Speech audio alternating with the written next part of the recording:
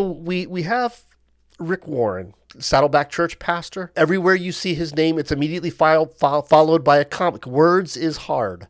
Everywhere you see his name, it is followed by a comma, author of The Purpose-Driven Life. That will be his legacy. And it's great. I mean, it's a book. It's done phenomenal. It's inspirational. Everybody should have a copy. No issues with that, right? But I think... I've got an issue.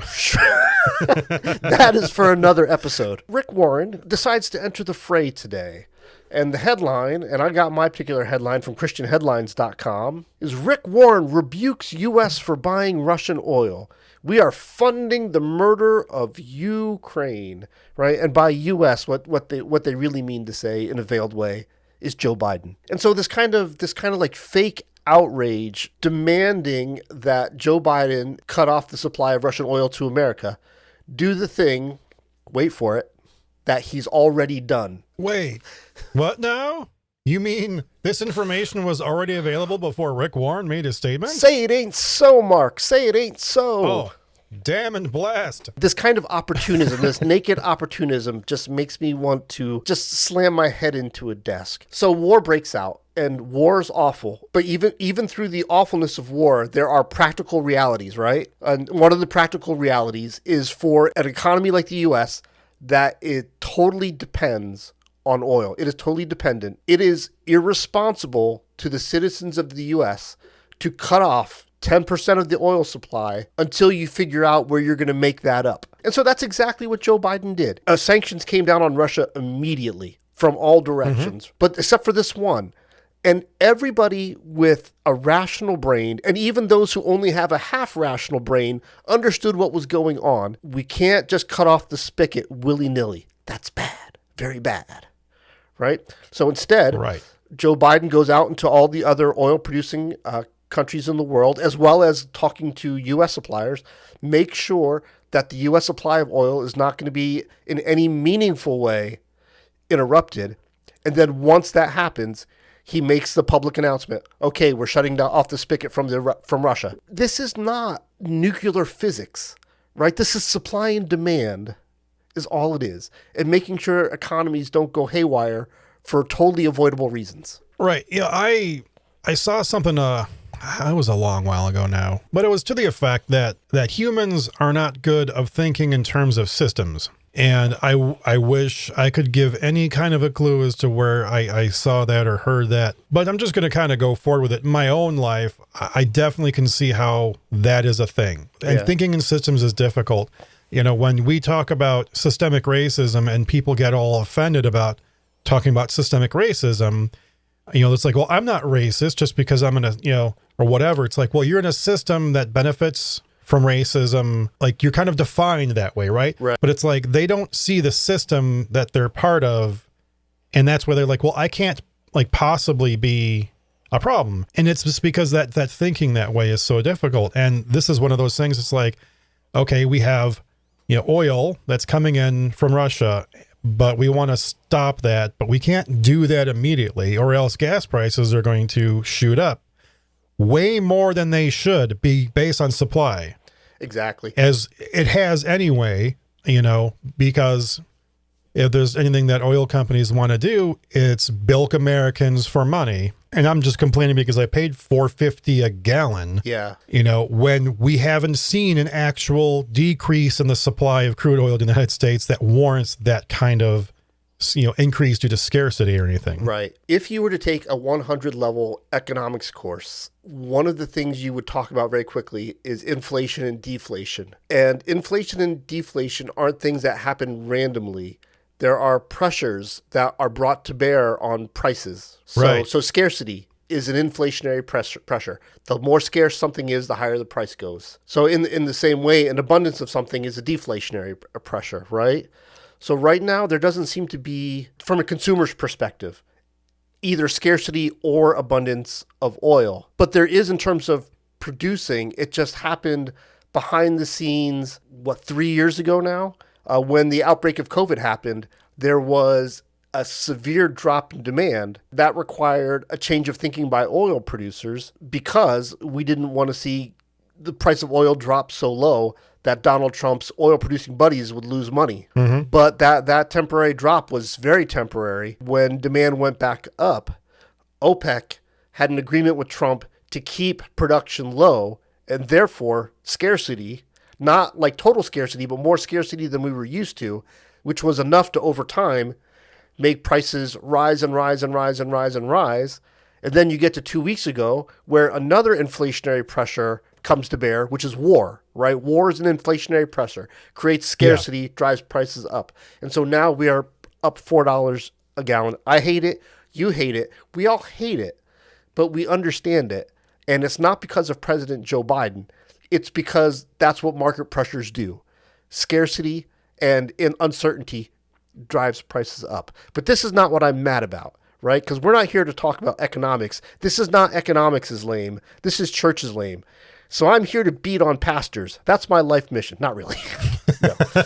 But so what makes me super mad about this story is kind of the opportunism that's involved here. Because what Warren does is kind of this wordsmithing sleight of hand kind of thing. He feigns this outrage about the Russian war and how we're funding it. But really what he's doing is he's preying upon Americans' other outrage of just the price of gas, right? He knows that American conservative Christians that are his bread and butter, he knows that they're mad about something, and he knows that he can fan the flame and put out a carefully crafted statement. And because every time he makes the news, there's a comma after his name that says author of The Purpose-Driven Life, book sales are going to go through the roof. And there's, hey, where did all this cash come from? Wow, God is so good to me. And that's where I kind of want to just... Oh, yeah, and I got to ask Rick, what's your purpose, Rick? Because you're making this statement, you're rebuking the U.S. for buying Russian oil. Yeah. Again, you're demonstrating a complete ignorance of economic systems and just of supply of petroleum and demand, but that's been cut off. Yeah. So stop it. But secondly, it's like this is a political statement. You're making a statement to criticize the current administration because you disagree with it. As a pastor, you need not be doing this kind of a thing. That is generally considered a no-no, and just this obsession with what the government does or doesn't do is disgusting. Like, you're a pastor. Your job is to teach the gospel and to teach what it says, not have a political opinion and share that and influence people that way, because your political opinion is not guaranteed to be the right one. Yeah. I think I'm a little bit of an aberration as a Christian in that I don't have an issue with pastors talking politics from the pulpit. But I do have an issue with pastors talking politics from the pulpit and then not paying their taxes. There's a quid pro quo that goes on between churches and the government. Churches say, we want to be tax exempt because we're a charity. And the government says, that's great. You do whatever you want. We're going to stay hands off because you are a charity and a religious organization, but you cannot take sides in politics. That's the spirit of it, right? The letter of it is a little bit more like you can't endorse a candidate. But the spirit of it is you don't get to take sides. Do whatever you want. Feed people, house people, preach the gospel of Jesus, try to make people believers. Great. Have at it. But you don't get to take sides. And it seems like in the last, 10, 20 years, the government just doesn't seem to want to do anything about churches that clearly don't care about that rule. Oh, no, there was, some kind of a thing. I forgot what they called it now, like Freedom Sunday or some nonsense like that, where you have pastors who will preach explicitly political messages from the pulpit, kind of daring the government to do something about it. And it's like, I fully support the revocation of their 501c3 exemption. Absolutely. Because it is garbage. We do not live in the Vatican, all right? Yeah. We're not in Vatican City. We do not live in a theocracy. Right. We live in a nation that has many religions, and sure, people by number of, self-proclaimed Christians are the number one group. But this is not a Christian nation, never has been, or else that would have been codified into the Constitution, which it was not. Exactly. Contrary to some goofy post that I saw today of some pastor making a claim that somebody was punished for basically criticizing the Bible, and that it was upheld by the Supreme Court of the United States. Except that violates the non-establishment clause, and so this pastor giving an example with no specifics was clearly full of it. Yeah. But there's this just desire to be super political as a Christian, Yeah. and to also impose your political beliefs, which are not even necessarily compatible with your religious beliefs. Right. And that's the really sickening part. Yeah. And then we got Rick Warren here doing the same thing, criticizing the government. Your job isn't to criticize the government. In, the first century, Christians who criticized the government, that is to say, Rome, they could end up in prison or worse. Right. Or unalived. Sure. The fact that we can do that without being imprisoned or put to death is a pretty awesome thing. And that's a great freedom to have. But you're a pastor. Yeah. Like, your job is not to be a political activist insofar as what you're seeing is not something like God says, hey, hunger sucks. Homelessness sucks. Go do something about it. And so the reason I bring up the other stories, the one about the celebrities, is because we have people who are doing real things to actually make lives better. Like real things that move enough money to actually move the needle, to actually make real meaningful effect in the lives of Ukrainians. Mm-hmm. And then we have somebody like Rick Warren who just kind of does this fake outrage thing in order to make some headlines. And then churches, once again, have their annual board meeting or their monthly board meeting, and they wonder to themselves, how come we're losing attenders? How come we're not relevant in the world anymore? How come even though people claim to be spiritual, they don't come to church? Let's fund a year-long investigation into why we're losing people. And at the end of the year, it always comes back the same result.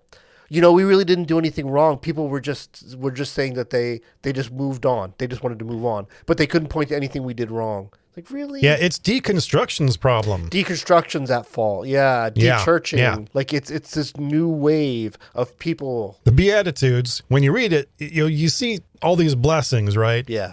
So if we start going, okay, hey, there's a big important thing about all these blessings. So let's see, blessed are the peacemakers, for they will be called children of God. Right. This isn't peacemaking. In a time of war, an important function of Christians in general and pastors in specific is going to be to keep heads calm. Right.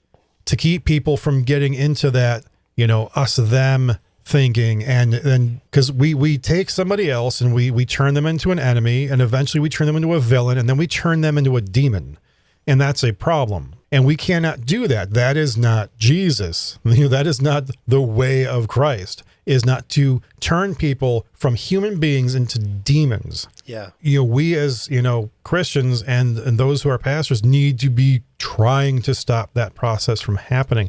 It's deeply problematic. Yeah.